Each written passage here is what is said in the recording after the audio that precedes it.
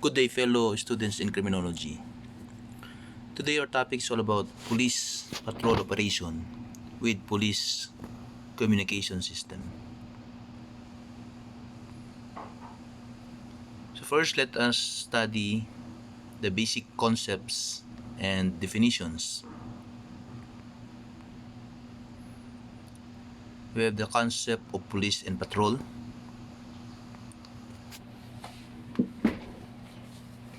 That the word police came from the Greek word politeia, which means a government of a city. It also came from the word policia and from the French word police, meaning a person who enforces the law. So the word police came from the Greek word politeia, from the Roman word policia, and the French word police. While the word patrol, it is a French word which means, or a French word patrouiller, meaning rough by, to travel on foot, or to walk through mud in a military camp.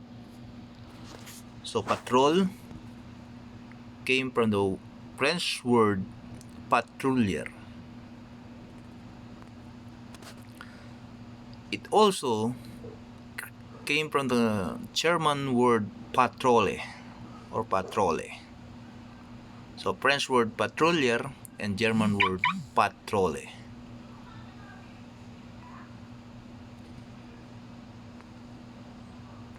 So let us now define the term patrol. Patrol may refer to the regular tour made by a police, military, guard officer in a place in order to protect it or to maintain order. It also could mean a person or group, such as a police or military unit, sent to carry out a tour of duty in a certain place with a particular mission, either for reconnaissance purposes or simply to provide protection. Let's study the overview of a patrol work. Number 1. Police patrol, whether on foot, in an automobile, or in whatever manner it is performed, is the basic law enforcement method.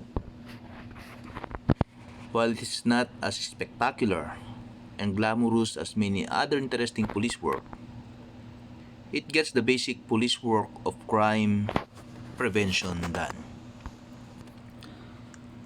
Careful patrol by intelligent officers is the first line of defense against crime.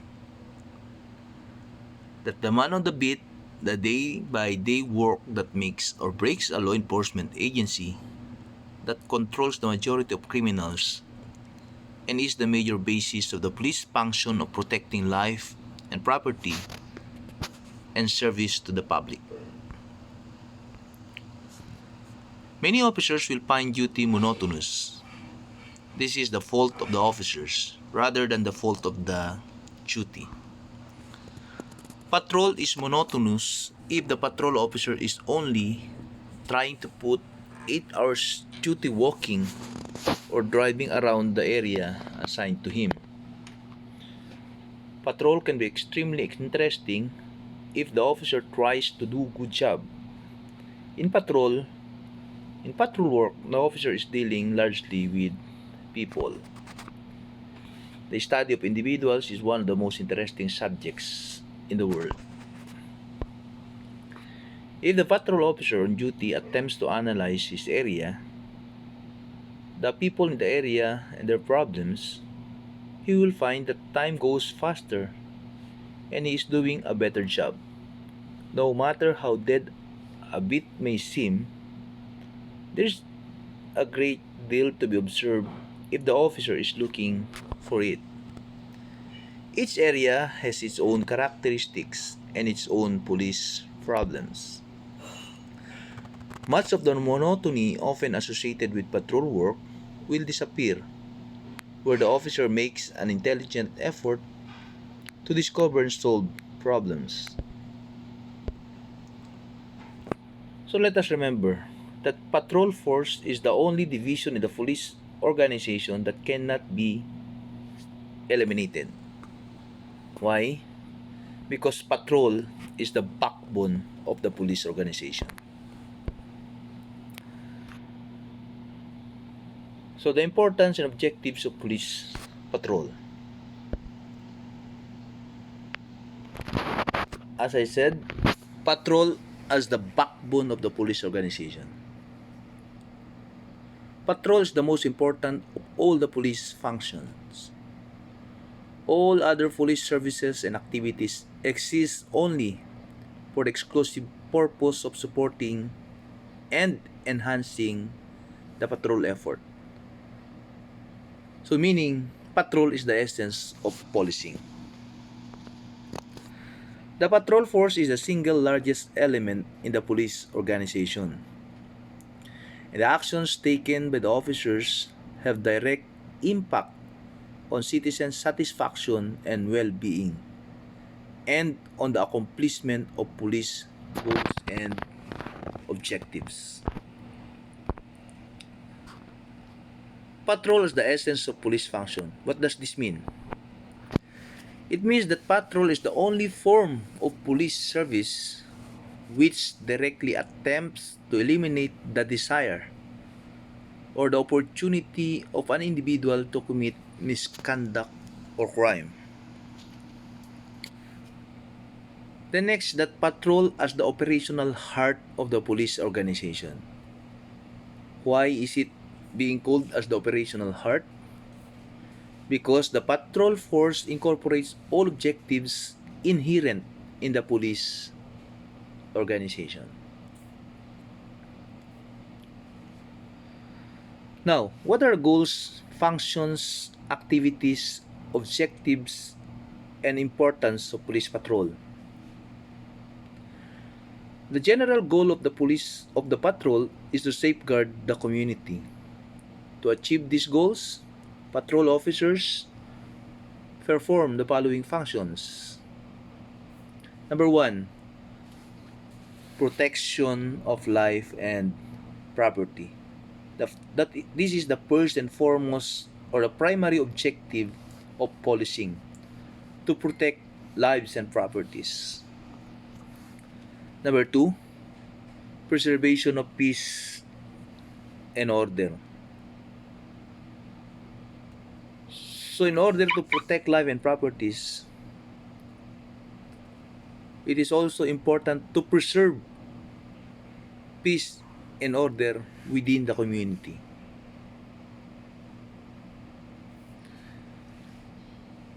Then as we preserve peace and order, we must also prevent crime. So number 2 is prevention of crime, to prevent occurrence of crime.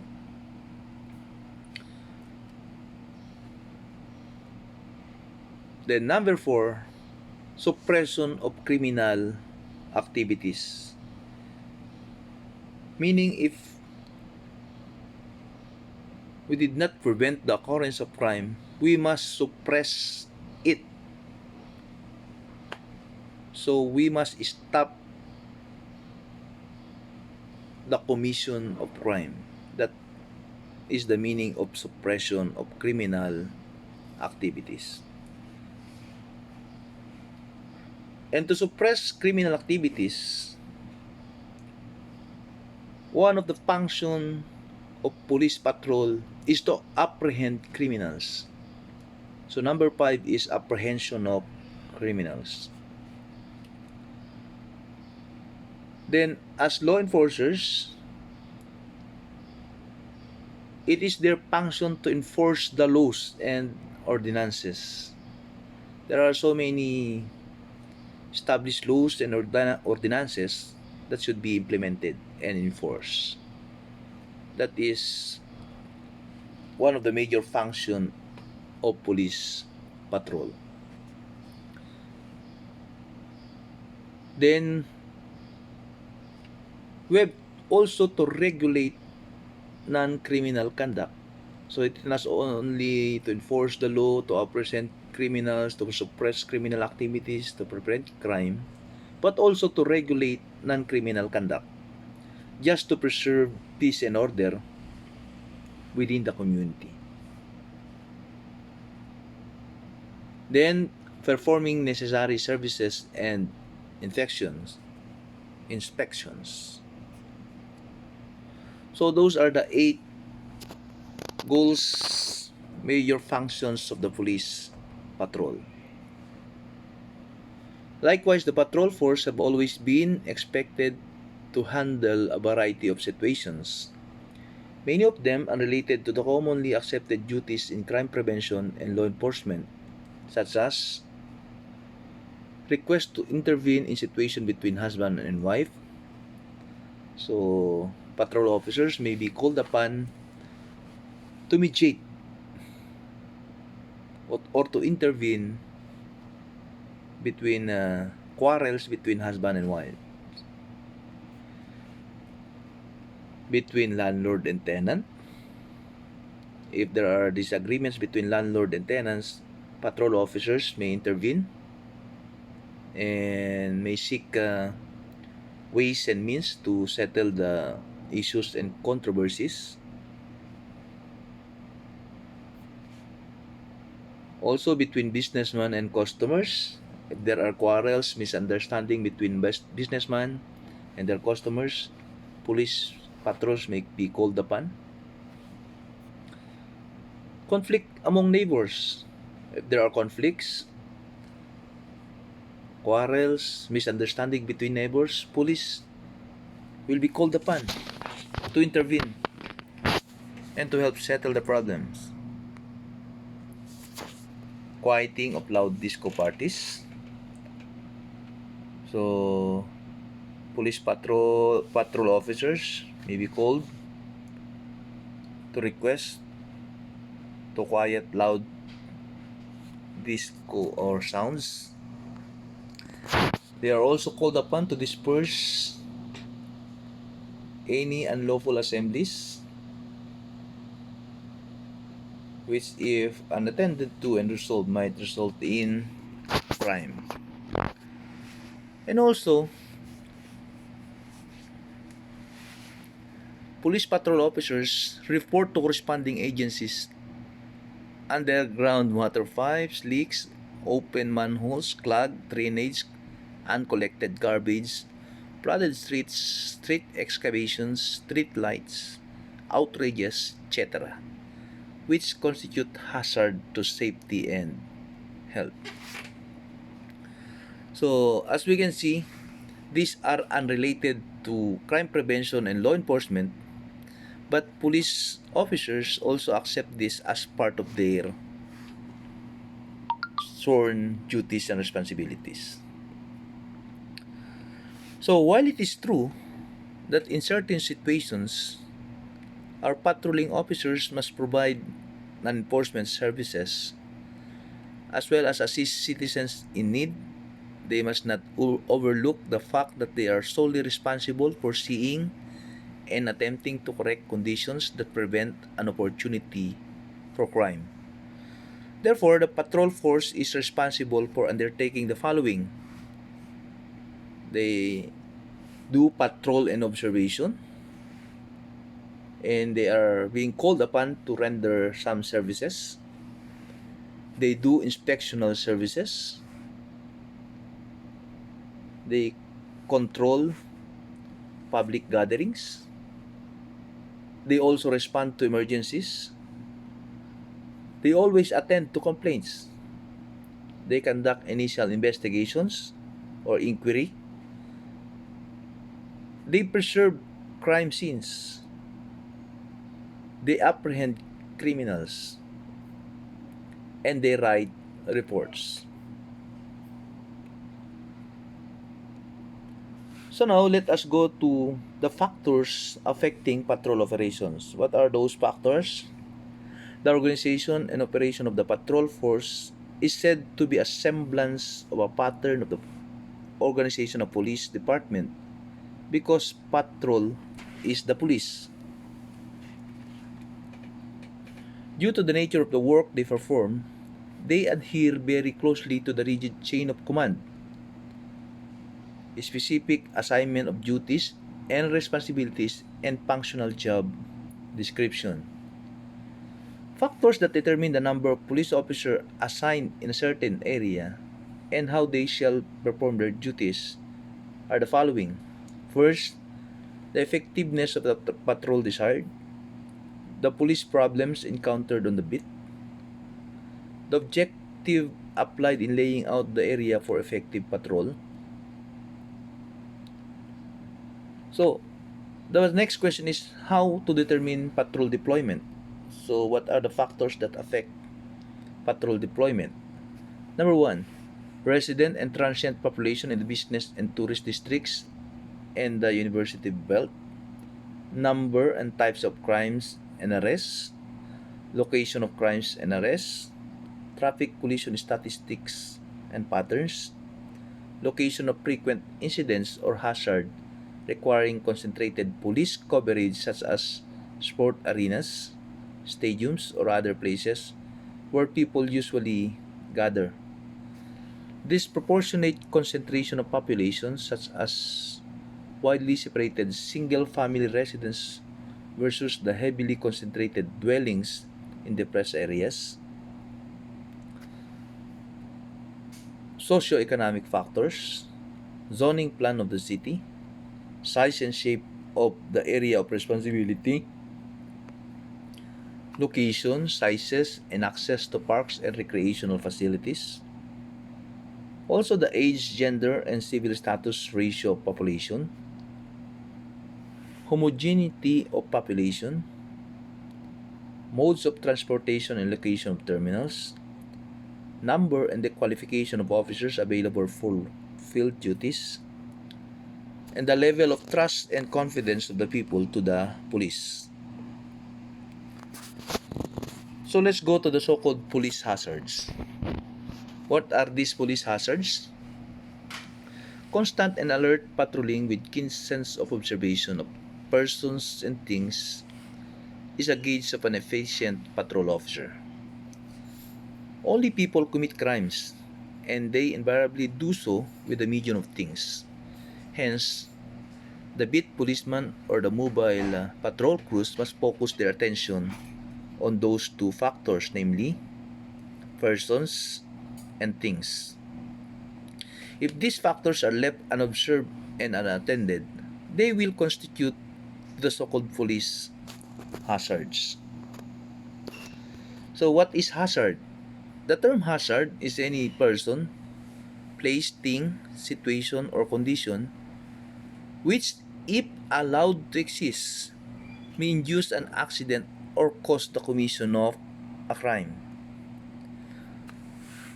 So the term police hazard will mean any person, place, thing, situation, or condition possessing a high potential for criminal attack or for creation of any other type of problem necessitating a demand for immediate police service falling under several categories, to wit, the persons, places, property, situation, and condition. Under the persons, we have the criminals, alcoholics, addicts, prostitutes, gamblers, pimps, drug peddlers, feeble-minded, insane, juvenile delinquents, problem children, vagrants, taxi drivers. While on places, we have the piers, railroad stations, boarding lodging houses, gambling joints, pool halls, parks, second-hand stores, prostitution dens, etc. Under the property, we have the unoccupied properties, the dwellings, warehouses, safes, automobiles, buildings under constructions, gas stations, banks, etc. While the situation or condition, is maybe an athletic event, a political meeting, parades, conventions, demonstrations, celebrations, disasters, etc., etc. So there are factors that create hazards. Number one factor is the deficient visibility, resulting from inadequate illumination or obstruction of use may create both crime and accident hazard. Number two is the insecurity of premises and other properties, which is created by the absence of suitable locks, bars, and gratings. Number three is the presence of condition of things create hazard. A lake or stream of water, poorly designed roadways, defects, or obstruction in public spaces, and presence of combustibles. Number four, the presence of people may be a hazard. A crowd offers opportunities for theft, loss of persons or things, and fights and panic that may injure persons or damage property. Number five is the lack of regulation may be a hazard. So some hazards create a desire and others present an opportunity to misbehave. Some hazards are temporary and some are permanent. Some may be corrected or minimized by physical changes, regulation, or public education. Others by the presence of policemen. So, what is the organization stopping of the patrol function? So, organization consists of arranging personnel and function in a systematic manner designed to accommodate stated goals and objectives in the most efficient manner possible. So, we will study about organization principles. So, principles that enable goals of organizing the patrol affairs are achieved. First, it must be simple or simplicity, which can be done by providing simple organizational plan clearly understood by all concerned, yet detailed enough to provide clear lines of authority and responsibility.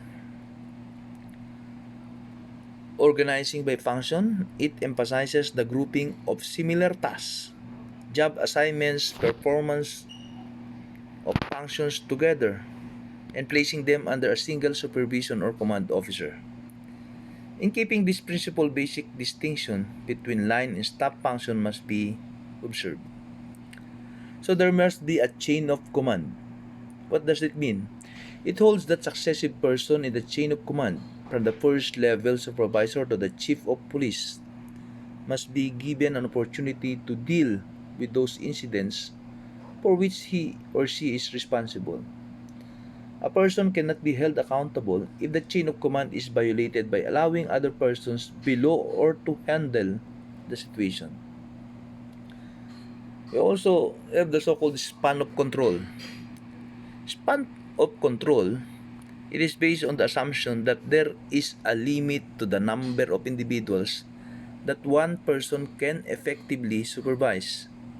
It depends upon various factors such as the type and complexity of the work performed, the skills, training, and experience of personnel performing the work, the degree of specialization involved in the work performed, the knowledge, skills, and experience of the supervisor. And now we have the unity of command. This unity of command is based on the belief that an individual should be responsible to one and only one person at any given time and in any given situation. So what are the territorial units in patrol? We have the post. A post is a fixed point or location to which an officer is assigned for duty, such as designated desk or office, an intersection or crosswalk for duty, or spot location for general guard duty. A route or a so-called line beat, a length of street or streets designated for patrol purposes. So what do we mean by beat? An area assigned for foot patrol purposes. How about a sector? A sector is an area containing two or more beats, routes, or posts. How about a district? A geographical subdivision of a large city, each composed of designated districts. Area, a section or territorial division of a large city. So we will also understand what are the organizational duties and responsibilities of a patrol officer. We have the administrative aspect. Under these administrative aspects, we have the staff supervisor, ship or platoon in charge, the deskmen, dispatchers. Okay. Then on the operational aspect, we have a field supervisor, we have crew in mobile patrol,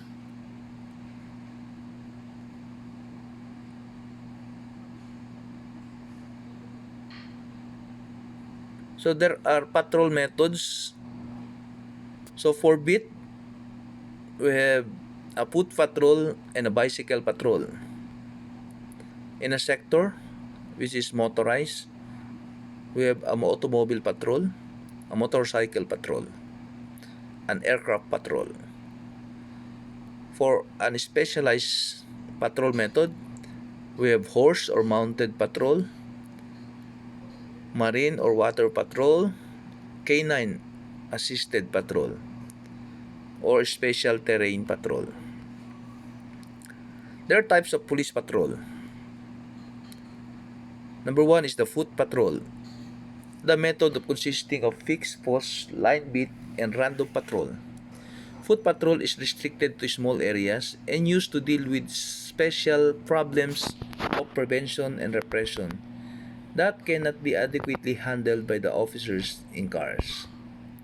Foot patrol tactics. Develop friendly attitude for the purpose of community relations tasks for the department in addition to usual patrol tasks. And must maintain a free flow of pedestrian traffic. Do not develop a routine but should see to it that area is given sufficient coverage during the tour of duty. The entire duty time of the policeman belongs to the department and to the people in general. It should be spent accordingly. When patrolling at night time, always approach each building with caution. Always assume the possibility that a felon may be lurking inside. You must know the personalities in the area, particularly the wanted persons, known felons, drug users, and the pushers, and the business establishment, which usually fall free to armed robbery and burglary.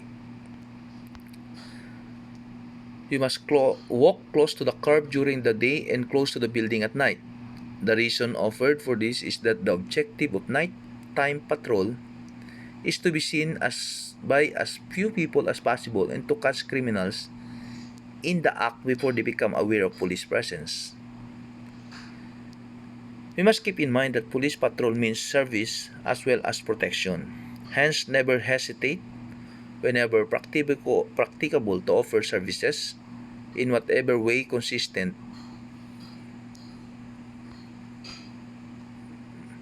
with the purpose of police operation.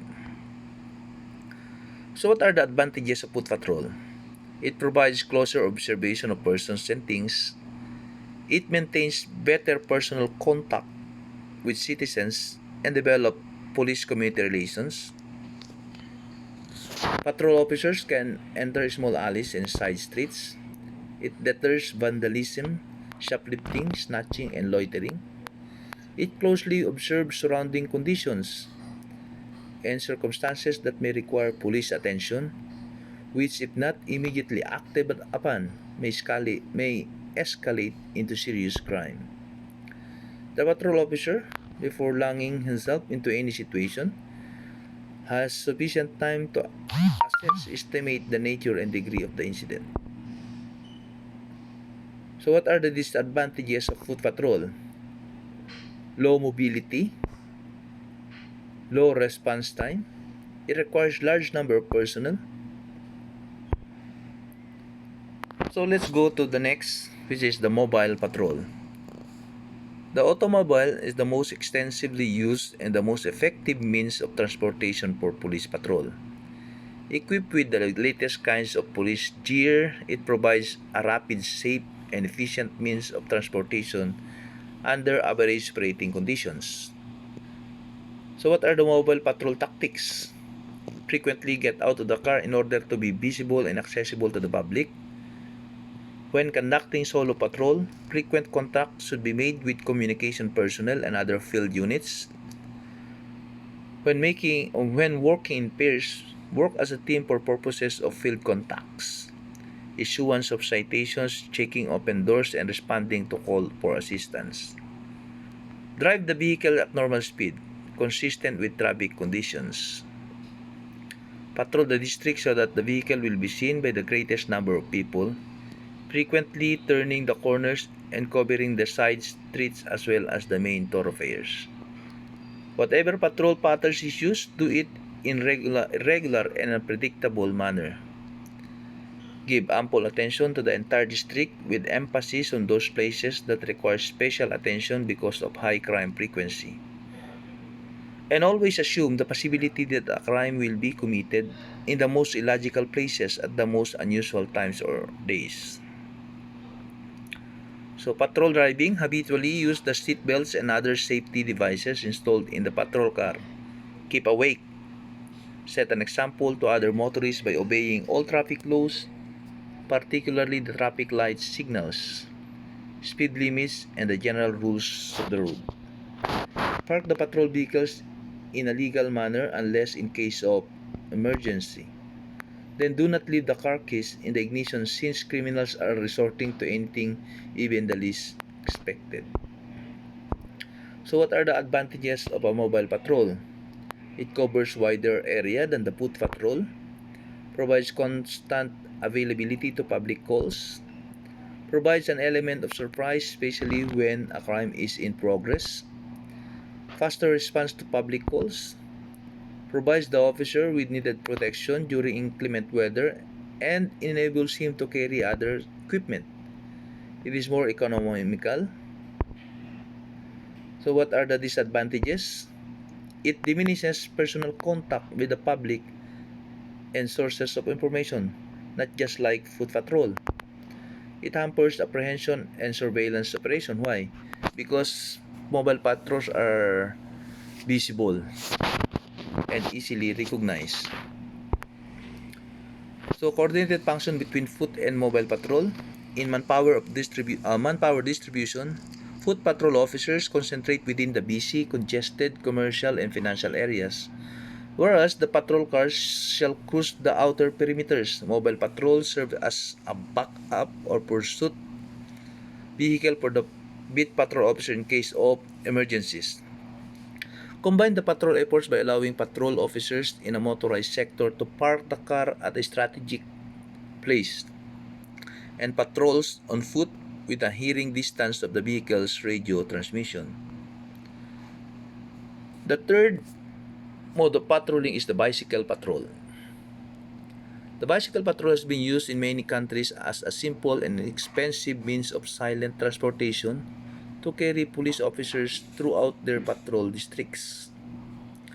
Small vehicles may be used for routine patrol to replace or augment foot or automobile patrol. Under conditions which such vehicle is more practical than conventional modes of travel. The versatility of small vehicles makes them indispensable for covering crowded areas and places unreachable by automobile patrol. So what are the advantages of a bicycle patrol? They can cover areas not accessible by patrol cars or are too widespread to be patrolled by foot. Has the combined advantage of mobility and stealth. Effectively used by plainclothes patrol officers from surveillance. Found to be highly effective for combating theft, vandalism in residential areas, parks, and shopping malls. Expedite the delivery of police assistance. Energy saver. It is inexpensive to operate. So we have the motorcycle patrol. Initially used by traffic policemen for traffic management and escort. Recently, motorcycles, because of their high mobility, especially in traffic congested areas, were used for tandem police patrols for anti-bank robbery missions by police special units. They are fielded in areas where banks and pawn shops are concentrated. So let us know the disadvantages of a motorcycle patrol. It is relatively high cost to operate, limited use in bad weather, inability to carry additional equipment or officers, the danger involved in riding. Okay, so we will now go to horse or mounted patrol. Horses may be used for certain patrol problems in jurisdictions that contain large park areas or similar places where automobiles either cannot go or may be forbidden. Mobile patrols cannot be expected to race across grass fields or wooden areas, but horses provided the best mobility in those situations. How about the marine, bay, or river patrol? Marine or water patrol units, aside from being highly specialized form of police patrol, it is likewise expensive to maintain. Its objective is to use primarily the watercraft in anti-smuggling. The, the helicopter and fixed-wing aircraft patrol. Except for patrolling long stretches or highways of inaccessible land, the fixed-wing aircraft has very little flexibility in congested metropolitan areas. They are, however, excellent for traffic control in long stretches or highways for search and surveillance and other special. The helicopter, on the other hand, has the advantage of being able to travel at low speeds, to hover if necessary, and to land even in inaccessible areas because of its special takeoff and landing capabilities. It is useful for rescue, medical evacuation, general patrol, criminal apprehension, crime prevention, repression, emergency transportation, surveillance, and other activities. So how about the so-called plainclothes patrol? This type of assignment is particularly effective for saturation coverage of high crime areas. It provides extra coverage without alarming the occupants with an unusual number of police officers. For this kind of patrol, police officers should dress in a manner that would fit the occasion and wear whatever clothing is the mood of the day and fits the type of activity to be covered. We also have the so-called canine assisted patrol or the dog patrol. This is first used by the Egyptians for patrolling. Police dogs are especially useful in high crime areas, dangerous search situations, dealing with street gangs, dispersing crowd, taking fleeing suspects into custody, guarding suspects, searching alleys, parks, schools, and other large areas or buildings. The most recent is in the search and protect and detection of drugs in packages or on suspects. Canine Corps is essentially for most medium-sized and large police departments. Uses of canines in police operation. First, it is a great assistance in searching and rescuing as well as in smelling out drugs and bombs. It provides protection for solo patrols. It has a great value in crowd control because properly trained dogs are virtually fearless, loyal to their handlers, and have a significant psychological effect on would-be troublemakers. It is extensively used in international airports, just like the Manila International Airport Authority and all international airports around the world, to detect narcotics and bombs because of their keen sense of smell. A dog is capable of recognizing an odor 10 million times better than a human can. These specially trained dogs are effective in finding bodies, dead or alive, just buried or buried for years. Locating trapped people during emergencies can be an asset to public relation efforts. Well-trained police dogs can be used for demonstration in public affairs, schools, or parades. So what are the breeds of working dogs best suited for police work? We have the German Shepherd, the most frequently used and high-scoring dog for police work. We have the Black Labrador Retrievers, the Giant Schnauzers, Rottweilers, Doberman Pinschers, Boobiers, Newfoundlands, Airedale Terriers, Alaskan Malamutes. We have the acronym WOLVES. WOLVES means Wireless Operational Link and Video Exploration System. The system of attaching a miniature camera and transmitter to a search dog, which makes the dog man's best friend and even better friend because the dog can now be the eyes and ears of his handler in situations where saving life is paramount objective. What do we mean by bloodhounds? A large powerful dog with dropping ears, sagging jaws, and keen sense of smell formerly used for tracking. Okay, that's all for today, and we will continue our discussion next time. Thank you. Please like and share.